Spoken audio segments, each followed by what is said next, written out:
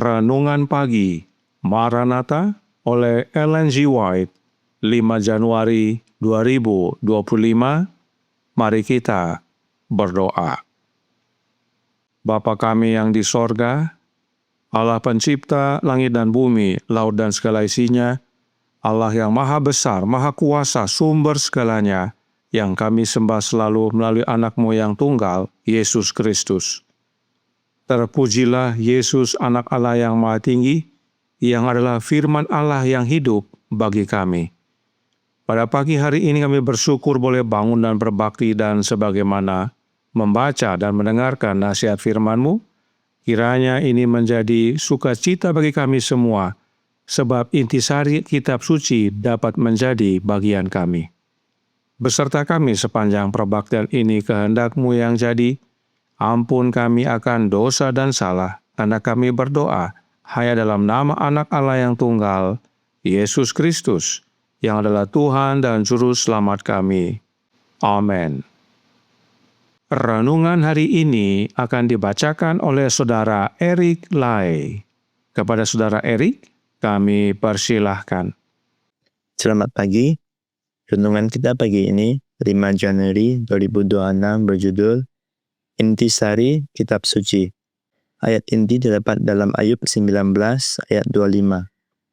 Tetapi aku tahu penebusku hidup, dan akhirnya ia akan bangkit di atas debu. Salah satu kebenaran yang paling khidmat sekaligus paling mulia yang dinyatakan dalam Alkitab adalah kedatangan Kristus kedua kali untuk menyelesaikan pekerjaan besar penebusan. Bagi umat Allah yang berziarah, yang begitu lama tinggal di negeri yang dinaungi maut, diberikan pengharapan yang berharga dan penuh sukacita dalam janji kedatangannya. Dia yang adalah kebangkitan dan hidup, untuk membawa pulang kembali orang-orang buangannya. Doktrin tentang kedatangan kedua adalah intisari kitab suci. Sejak hari ketika pasangan pertama melangkah dengan sukacita keluar dari Eden, anak-anak iman telah menantikan kedatangan yang dijanjikan untuk mematahkan kuasa si pemusnah dan membawa mereka kembali ke Firdaus yang hilang. Henok, keturunan ketujuh dari mereka yang tinggal di Eden, yang selama 3 abad berjalan bersama Allah di bumi, diizinkan untuk melihat dari jauh kedatangan Sang Penebus. Sesungguhnya, katanya, Tuhan datang dengan beribu-ribu orang kudusnya, hendak menghakimi semua orang.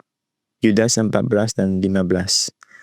Ayub, bapa leluhur, di tengah malam penderitaannya, berseru dengan iman yang tak tergoyahkan. Tetapi aku tahu penebusku hidup, dan akhirnya ia akan bangkit di atas debu.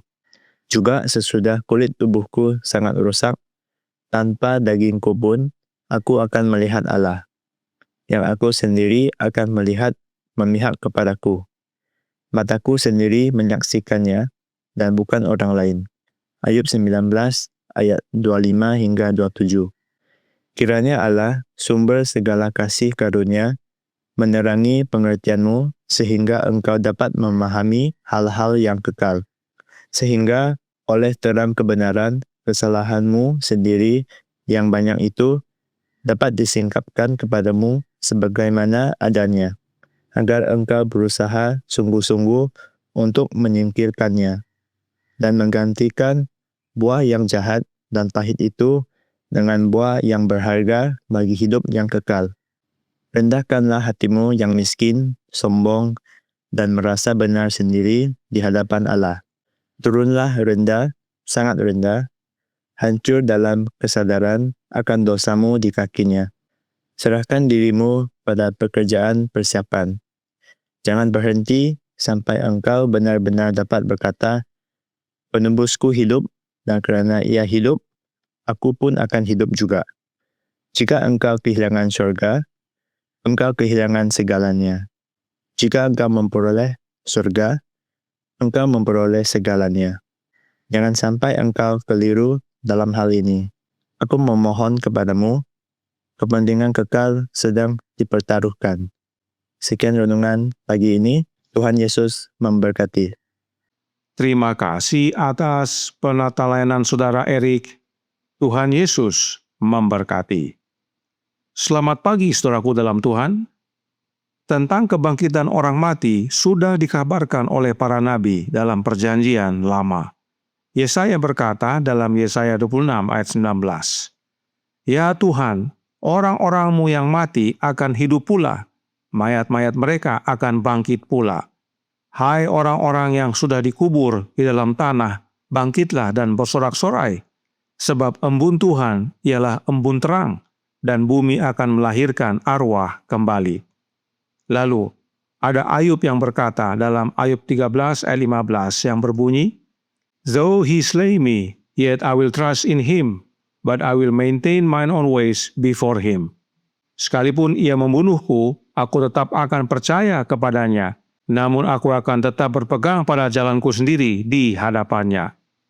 Dalam terjemahan bahasa Indonesia berbeda isinya. Itu sebabnya kita gunakan versi King James. Dan ayat ini Roh Nubuat gunakan untuk menyatakan bahwa Ayub percaya adanya juru selamat. Itu sebabnya dalam pasal 19 Ayub berkata, Ayub 19 ayat 25 yang berbunyi, "Tetapi aku tahu penebusku hidup, dan akhirnya ia akan bangkit di atas debu." Daniel pun menuliskan yang serupa tentang kebangkitan. Daniel 12 ayat 2 yang berkata, "Dan banyak dari antara orang-orang yang telah tidur di dalam debu tanah akan bangun, sebagian untuk mendapat hidup yang kekal, sebagian untuk mengalami kehinaan dan kengerian yang kekal." Kebenaran tentang kebangkitan orang mati ini umumnya berhubungan dengan kedatangan Kristus yang kedua kali.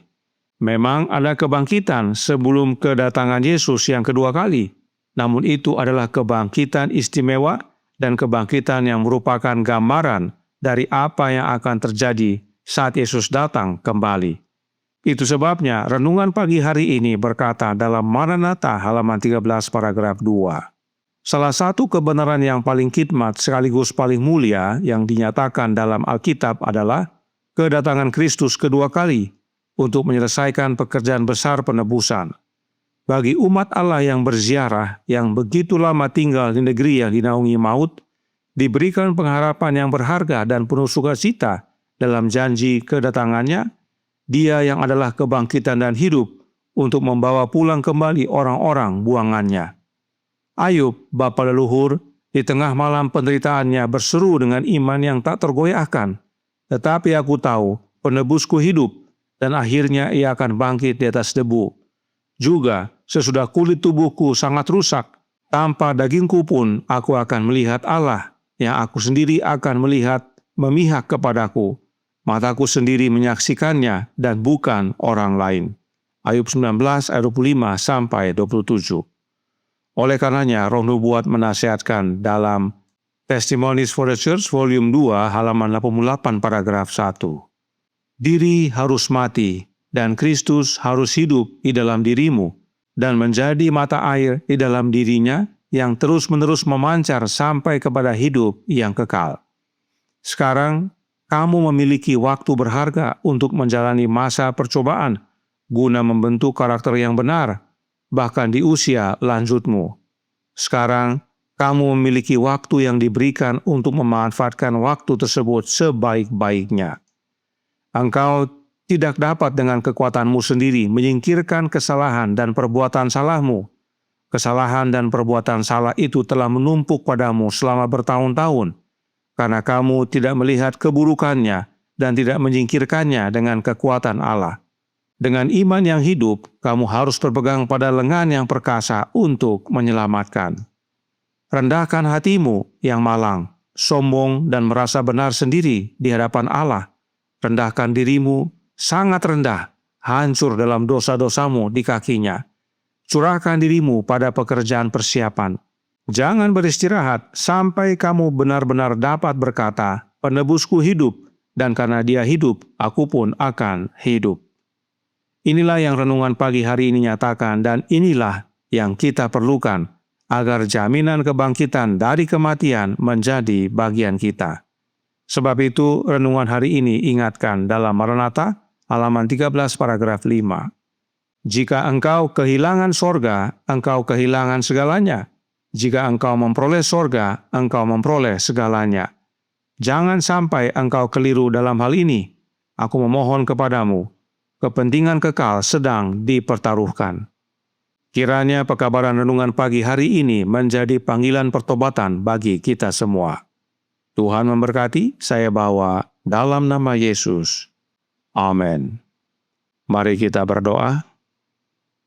Bapa kami yang di sorga, Allah pencipta langit dan bumi, laut dan segala isinya, Allah yang maha besar, maha kuasa, sumber segalanya, yang kami sembah selalu melalui anak-Mu yang tunggal, Yesus Kristus.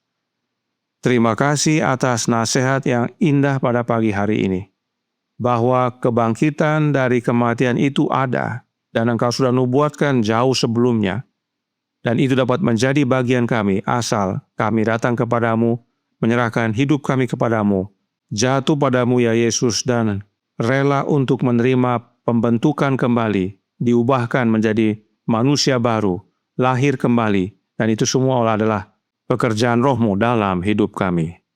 Karenanya tolong kami ya Bapa, karuniakanlah roh anak-Mu dalam hidup ini, sebab hanya dengan memiliki rohnya Kristus itulah wujud kami, menerima pembentukan, menerima perubahan, dan menjadi lahir baru, menjadi ciptaan baru dalam Yesus. Agar kami tidak kehilangan sorga, sebab bila mana kami kehilangan sorga, maka kami kehilangan segalanya. Dan biarlah kami sungguh-sungguh, sebab waktunya semakin singkat.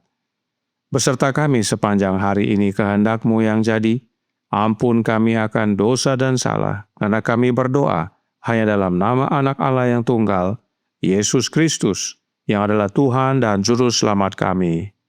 Amin.